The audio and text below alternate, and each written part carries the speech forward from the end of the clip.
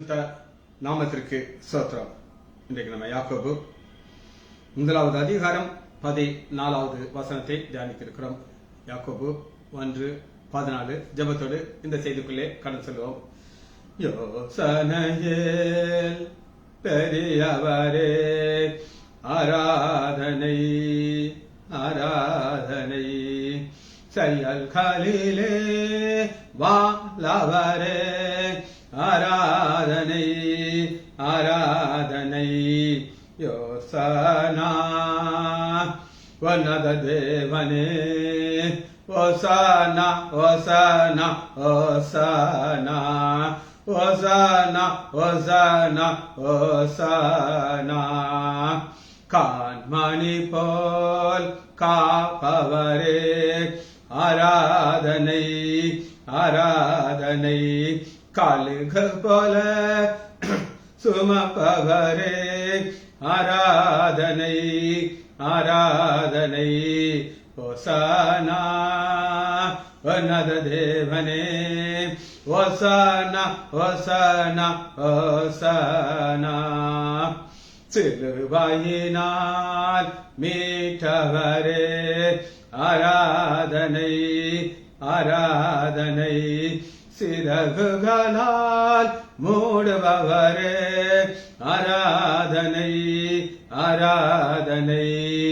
ஓசானா உன்னத தேவனே ஓசானா ஓசானா ஓசானா ஓசானா ஓசானா ஓசானா. வாழி நடத்தும் வேண்மேனே ஆராதனை ஆராதனை. ஒளி வீசாம் விதி வெளியே ஆராதனை ஆராதனை. ஓசானா உன்னத தேவனே ஓசானா ஓசானா ஓசானா. தேடி என்னை காண்பவரே ஆராதனை ஆராதனை. தினத்தோறும் தேற்றுபவரே ஆராதனை ஆராதனை. ஓசானா உன்னத தேவனே ஓசானா ஓசானா ஓசானா. பரிசுத்தரே படைத்தவரே ஆராதனை ஆராதனை. பாவங்களை மன்னிப்பவரே ஆராதனை ஆராதனை. ஓசானா உன்னத தேவனே ஓசானா ஓசானா ஓசானா ஓசானா ஓசானா ஓசானா. உறுதியான அடித்தளமே ஆராதனை ஆராதனை. விலை உயர்ந்த மூளைக்கல்லே ஆராதனை ஆராதனை. இயேசுவின் நாமத்தினாலே ஜெபங்கள் பிதாவே ஆமென். நாகரத்னம் அம்மாள் பேசலார். ஆண்டவர்கள் நல்ல சுகத்தை கொடுக்கிறார் என்று நான் விசுவாசிக்கிறேன். நம்ம இன்னைக்கு யாக்கோபு 1வது அதிகாரம் 14வது வசனத்துல நம்ம இன்னைக்கு தியானிக்க இருக்கிறோம். 1:14. அவன் தன் தன் சுய இச்சையினாலே இழுக்கப்பட்டு சிக்குண்டு சோதிக்கப்படுகிறான். இதான் நம்ம தியானிக்க இருக்கிறோம். இப்ப சோதனையை செய்கிற மனுஷன் பாக்கியவான் ஒரு கான்செப்ட்ல பார்க்கிறோம். இது இன்னைக்கு நம்ம பார்க்கிறது பாவம், சின். இதுக்கு 4 ஸ்டேஜ் ஒன்று நான் உங்களுக்கு சொன்னேன். திரும்ப தான் நான் சொன்னேன். 4 ஸ்டேஜஸ் என்ன அப்படின்னு நம்ம பார்க்கிறோம். 4D. முதல் டி டிசைர் 14 வசனத்துல இருக்குது. ஆசை, அவன் சுய இச்சை. அந்த ஆசையைத்தான் 14 வசனத்துல பார்க்கிறோம். இரண்டாவது டிசப்ஷன். இரண்டாவது டிசப்ஷன் ஏமாற்றுதல்.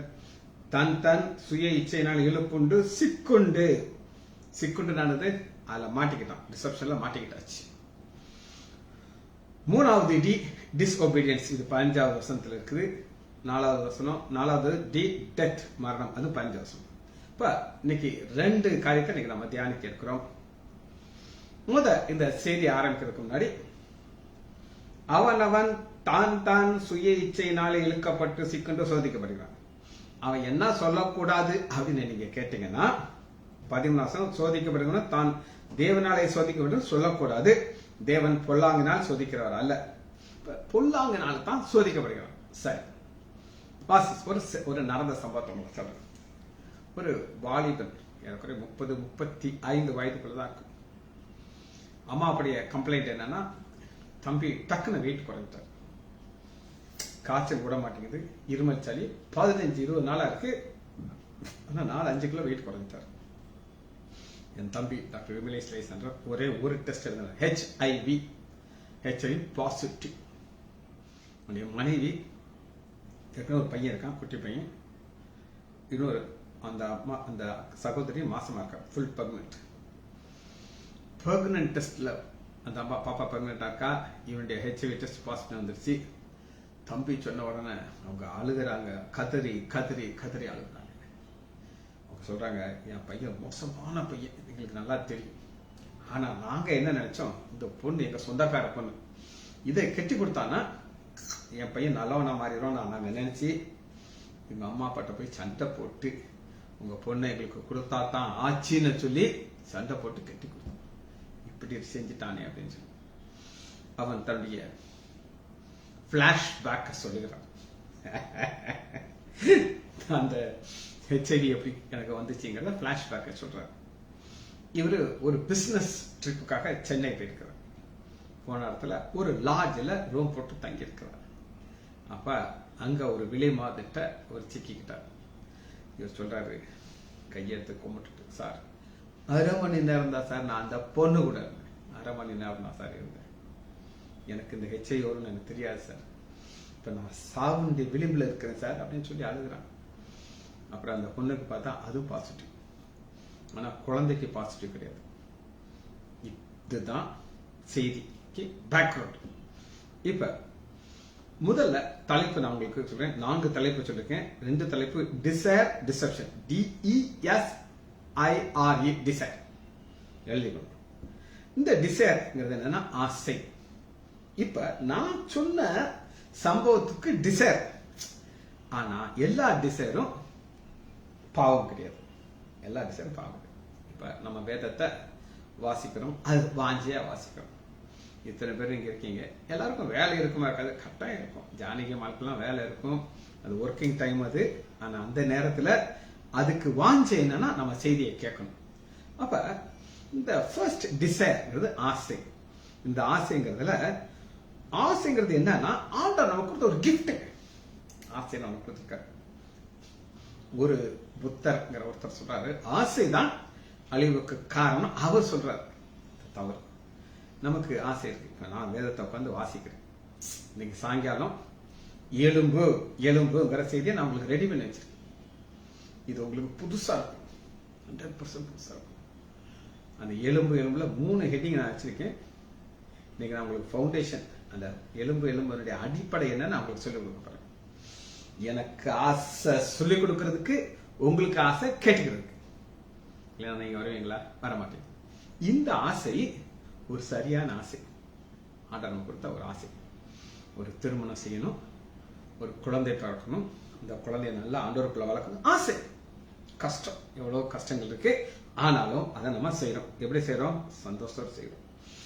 இந்த ஆசையில இயற்கையிலே ஆண்டவர் ஒரு சில காரியம் நமக்கு கொடுத்து வைத்திருக்காரு. அதை இல்லைன்னு சொல்ல முடியாது. உதாரணத்துக்கு பசி வந்த உடனே நமக்கு நல்ல சாப்பாடு சாப்பிடணும் ஒரு ஆசை இருக்கும். நான் ஃபுட்டினா தெரியுமா உங்களுக்கு? ஆசையா சாப்பிடுவேன். இப்ப நான் ஊருக்கு வந்திருக்கேன். இன்னைக்கு நாளை காலையில் நான் கிளம்பிடும், விருதுநருக்கு வந்துடுவேன். காலைல ஓபிக்கு நான் வந்துடுவேன்.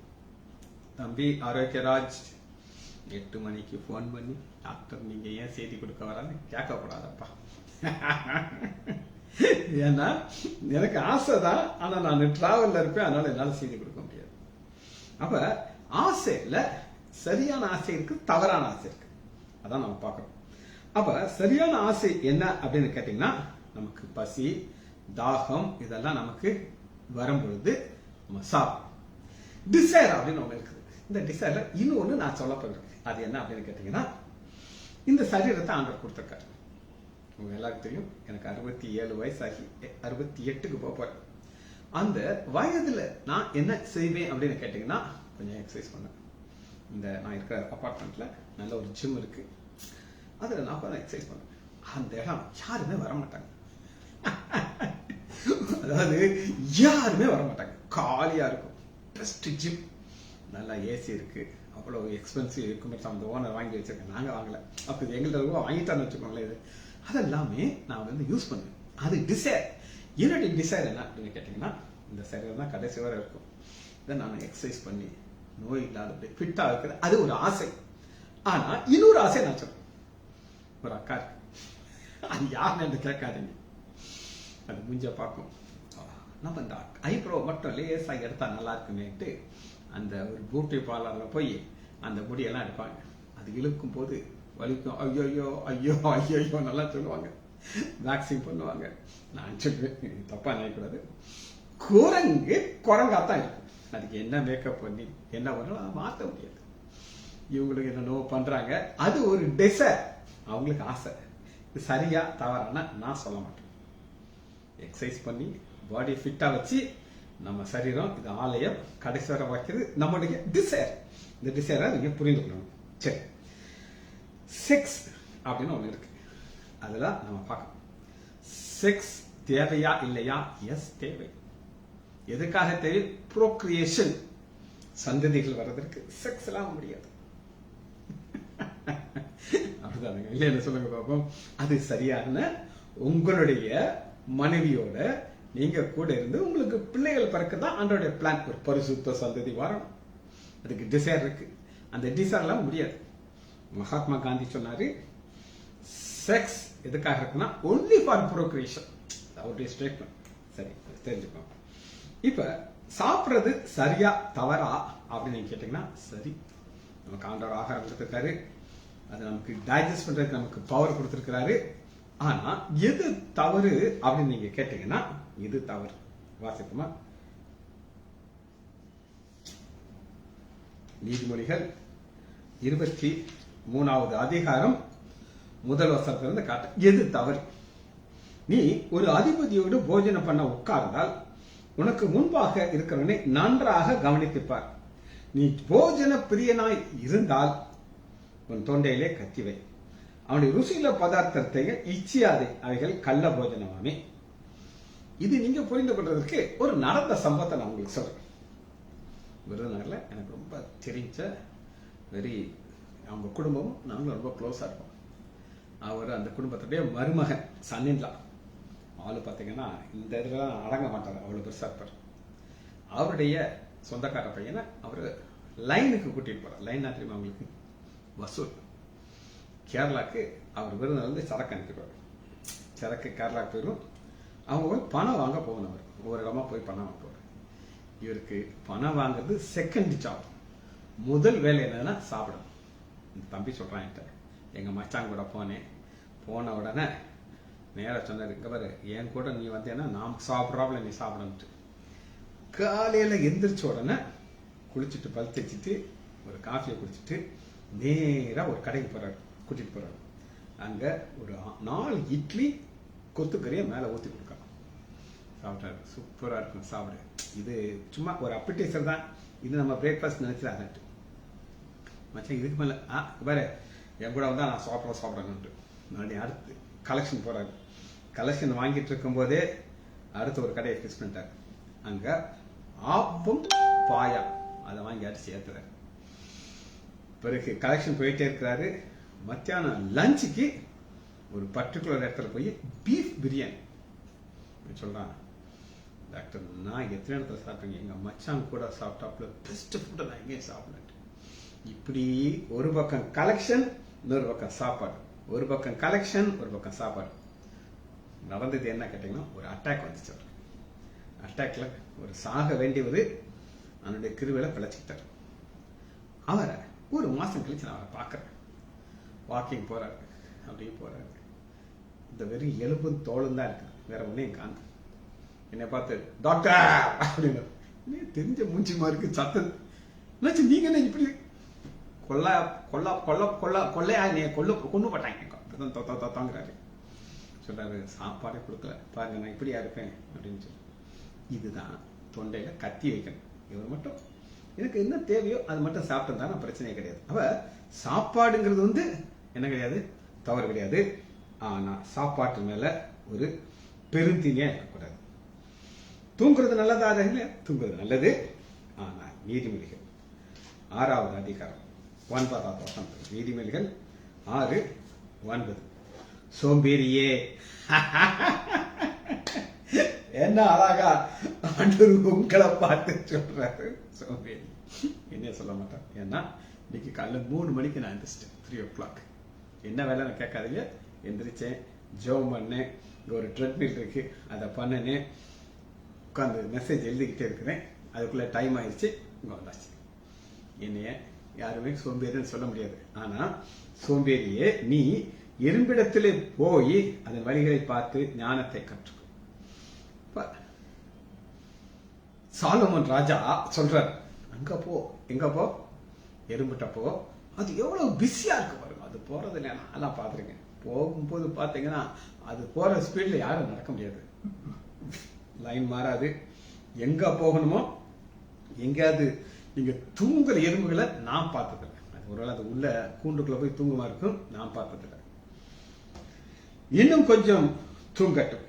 நீதிமொழிகள் 6வது அதிகாரம் 10வது, இன்னும் கொஞ்சம் தூங்கட்டும், இன்னும் கொஞ்சம் உறங்கட்டும்.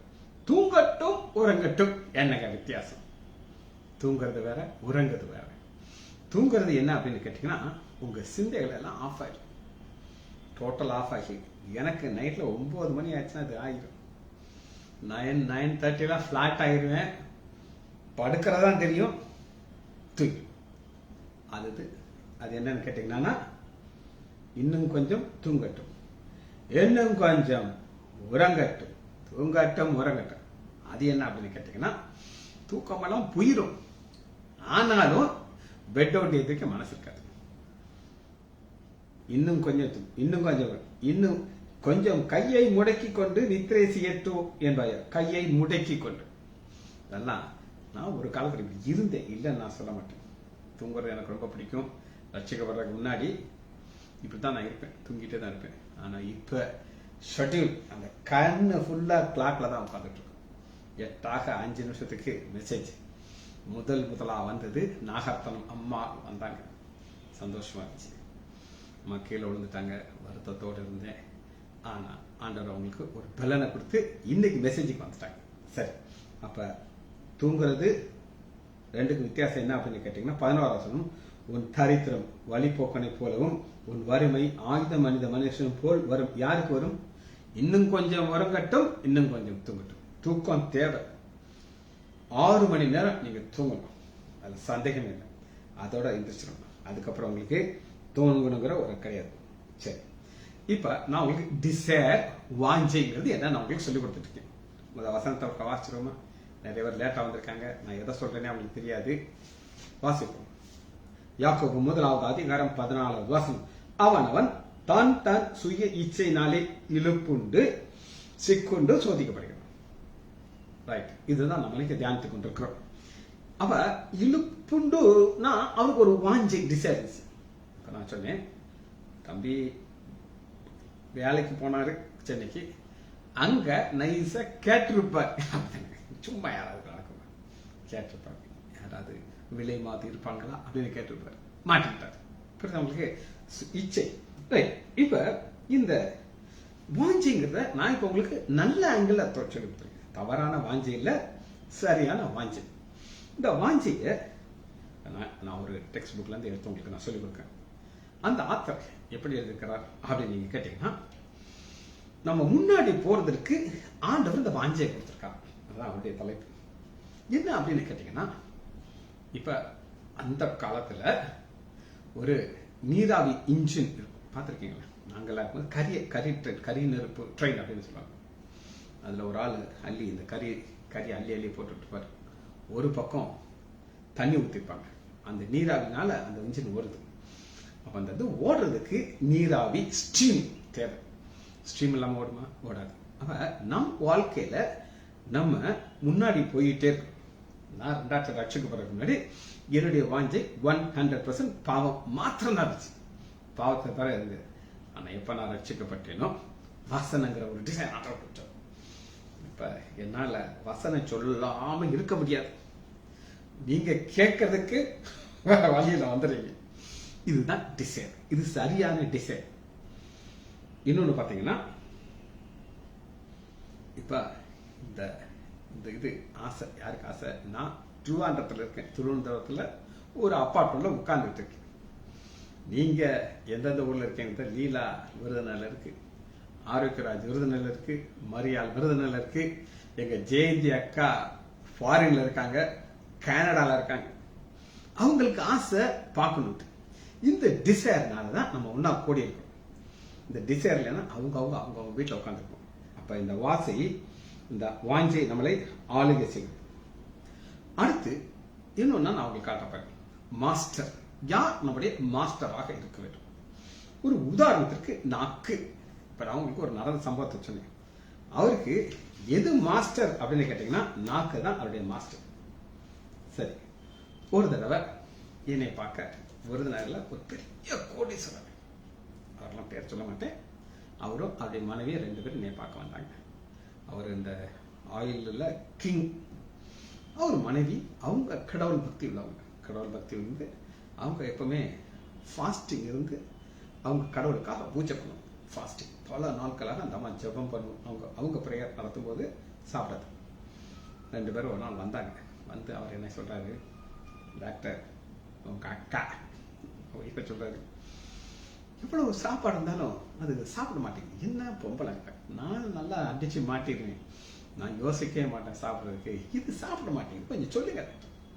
நான் சொன்னேன், அண்ணாச்சி இப்ப நான் உங்களை சப்போர்ட் பண்ணல, அக்காவை நான் சப்போர்ட் பண்ண போறேன் அப்படின்னு. அவருடைய பார்த்தாரு. ஏன்னா என்னை பத்தி நல்லா அவருக்கு தெரியும்.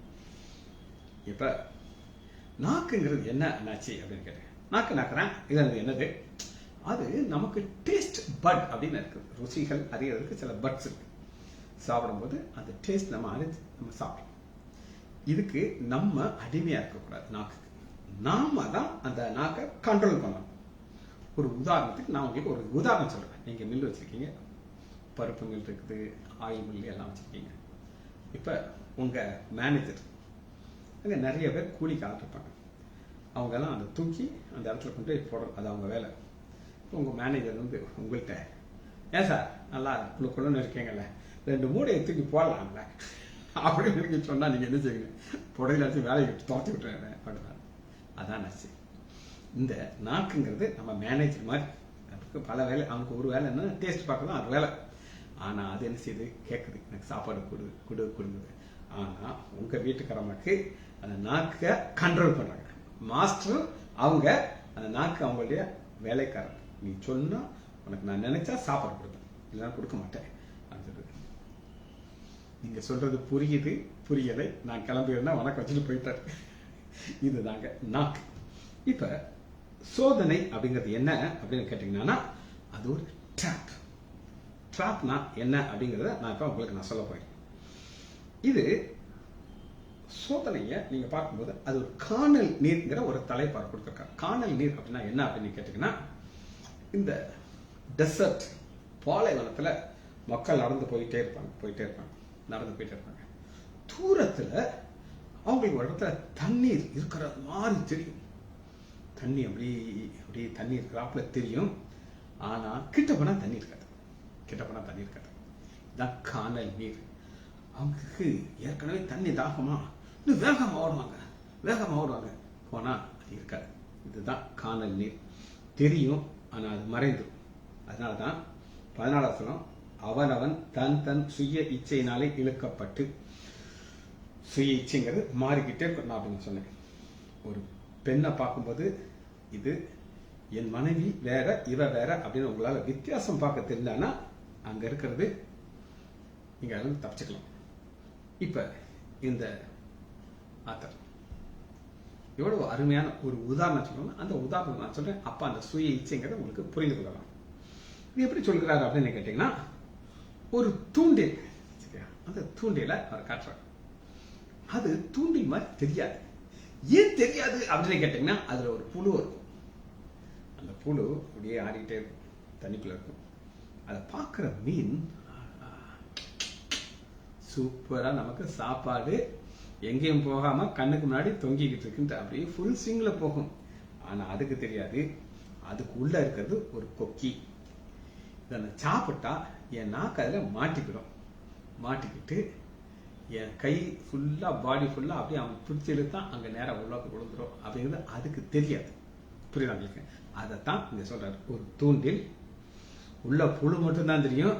புழு ரொம்ப அட்ராக்டிவா இருக்கும். ஒரு கதை. ஒரு வேடன் இருந்தார். அந்த வேடன் ஒரு காட்டுல அவரு தவம் இருக்கிறார். அங்க ஒரு சம்பவம் நடக்குது. ஒரு வேடம் வர்றான், ஒரு வலையை வச்சிருவான். அந்த வலையில நிறைய சாப்பாடா போட்டுருவான். அழகழகான பறவைகள்லாம் வரும். வந்து அந்த சாப்பாடுல பார்த்து அது மாற்றம்னு தெரியாது, மாட்டிடும், உள்ள சிக்கிக்கும். அந்த வலையில சிக்கிக்கிட்டோம். வேடம் வருவான், எல்லாத்தையும் பிடிச்சி ஒரு டப்பால போடுவான், கொண்டு போயிடும். இந்த முனிவர் நினைச்சாரு, இந்த பறவைகளுக்கு நம்ம சொல்லிக் கொடுக்கணும், ஒரு பாட்டு சொல்லிக் கொடுப்போம்ட்டு எல்லா பறவையும் கூப்பிடுறாரு. எல்லாம் வர்றாங்க. நான் உங்களுக்கு ஒரு பாட்டு சொல்லி தருவேன், அந்த பாட்டு நீங்க கத்துக்கிட்டீங்கன்னா நீங்க வலையில மாட்ட மாட்டீங்க அப்படின்ட்டு. நாங்க கட்டாயம் கத்துக்கிறோம் ஐயா, எங்களுக்கு சொல்லிக் கொடுங்க. வேடன் வருவான், வலையை விரிப்பான், அகப்படவே மாட்டோம், நாங்கள் அகப்படவே மாட்டோம். இதுதான் பாட்டு. எல்லாரும் பாடுங்க. எல்லா பறவையும் பாடு. வேடன் வருவான், வலையை விரிப்பான், அகப்படவே மாட்டோம், நாங்கள் அகப்படவே மாட்டோம். சரி, ரொம்ப சந்தோஷம் முனிவருக்கு. இனி வேடன் ஏமாந்து தான் போவான்னு சொல்லி அவர் என்ன செஞ்சாரு, அடுத்த நாள் வர்றாரு. இவரு முனிவர் வந்து தியானம் பண்ணிட்டு இருக்காரு. பார்த்தா எல்லா வரையும் மாட்டிக்கிடுச்சு. அவன் உள்ள தூக்கி டப்பால போடுறான். உள்ள இருந்துகிட்டே பாடுது. என்ன பாடுது? வேடன் வருவான், வலையை விரிப்பான், அகப்படவே மாட்டோம், நாங்கள் உள்ள இருந்துட்டு பாடும். எதுக்காக சொல்றேன் இந்த பாடல் அப்படின்னா, இன்னைக்கு சிக்கிறாங்க, அவங்களுக்கு தெரிகிறது எதுதான் தெரியும் அப்படின்னு கேட்டானா புழுதான் தெரியும், உள்ள இருக்கிற முள்ளு தெரியாது. சரி, இப்படி சிக்கின ஒரு நபர் நாம் பைபிளில் உங்களுக்கு காட்டப்படுவேன். எதுல சிக்கினாரு? வலையில சிக்கிட்டாரு. வாசிப்போமா? ஆதியாகமம் எடுத்துக்கொள்வோம். 19வது அதிகாரம்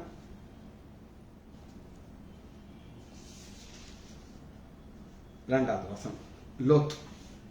லோத் எங்க இருக்காரு அப்படின்னு கேட்டீங்கன்னா, அவர் எங்க இருந்திருக்கணும் அப்படின்னு கேட்டீங்கன்னா 17வது அதிகாரம் 13வது அதிகாரம். லோத் யார் கூட இருந்திருக்கணும்? ஆபிரகாம் கூட இருந்திருக்கணும். சரியா? ஆனா எங்க இருந்தார் அப்படின்னு கேட்டீங்கன்னா, இப்ப 2 பேருக்கும் பிரிவு வருது. 10வது வசனம்.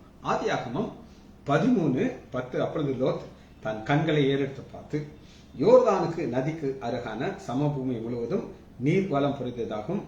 கர்த்தர் சோதோமையும் குமரம் அழிக்கும் முன்னும் அது கர்த்தருடைய தோட்டத்தை போலவும் இருந்துச்சு. இவர் பாக்குறாரு.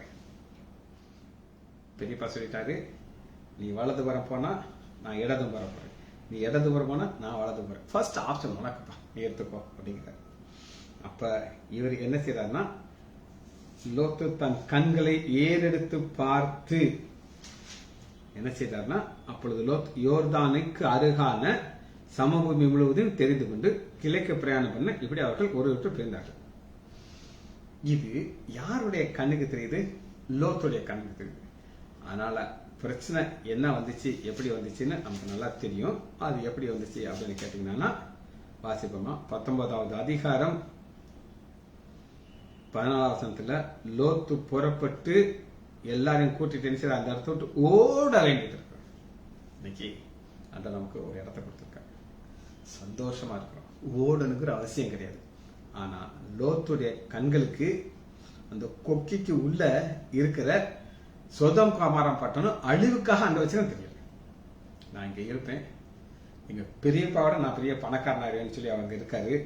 அது என்ன நடந்துச்சு அவர் பார்த்த ஒரு மிக மிக அழகான பட்டணம் என்ன நடந்துச்சு அப்படின்னு கேட்டீங்கன்னா 23 வசனம் 24 ஆதியாகமம் 19:24. அப்பொழுது கர்த்தர் சோதாம் மேலும் கொமரா மேலும் கர்த்தராலே வானத்திலிருந்து கந்தகத்தையும் அக்னியும் வர்ஷிக்க பண்ணி பட்டணத்தெல்லாத்தையும் சங்கரிச்சிட்டார். லோத்துக்கு இது தெரியுமா? தெரியாது. இவர் பார்க்கிறாரு, ஆஹா என்ன சூப்பரா இருக்க. அதாவது அந்த கொக்கி தெரிய மாட்டேங்குது, மேல இருக்க புழுதான் தெரியுது. மாட்டினார். கடைசியில அந்த அவருடைய ராங் டிசிஷன்ல என்ன நடந்தது அப்படின்னு கேட்டீங்கன்னா 37-38 மோவாப்ங்கிற ஒரு சந்ததி வருது. ரெண்டாவது அம்மோன் புத்திரர். இந்த மோவாப் அம்மோன் புத்திரர் 2 சந்ததியும் எதனால வந்துச்சுன்னா லோத்துடைய தவறுனால. லோத்து பாக்குறாரு, சூப்பரான இடையா, கர்த்தருடைய தோட்டம் போல இருக்குன்னு நினைக்கிறாரு. ஆனா என் விளைவு மோசமான 2 சந்ததிகளுக்கு தாப்பான மாறிட்டார். ஜெபிச்சு முடிப்போமா? மகா இரக்கமும் கருவேமல்ல பிதாவே, துதிக்கிறோம் ஐயா, நல்லவரையா, இரக்கமுள்ளவரையா, எங்களை இம்மட்டும் தூண்டில் காதபடி எங்களை காக்கிறீர் ஐயா. அதற்கு காரணம் நாங்கள் அல்லப்பா, கிருபை. இந்த கிருபை எங்களை தொடர்ந்து காத்து வருவதற்காக நன்றி ராஜா. பிள்ளைகள் ஒவ்வொருவரையும் என் ஆண்டவராக இயேசு கிறிஸ்துவின் நாமத்தினாலே ஆசீர்வதிக்கிறேன். இயேசுவின் நாமத்தினாலே ஜெபங்கள் பிதாவே. ஆமேன், ஆமேன், ஆமேன்.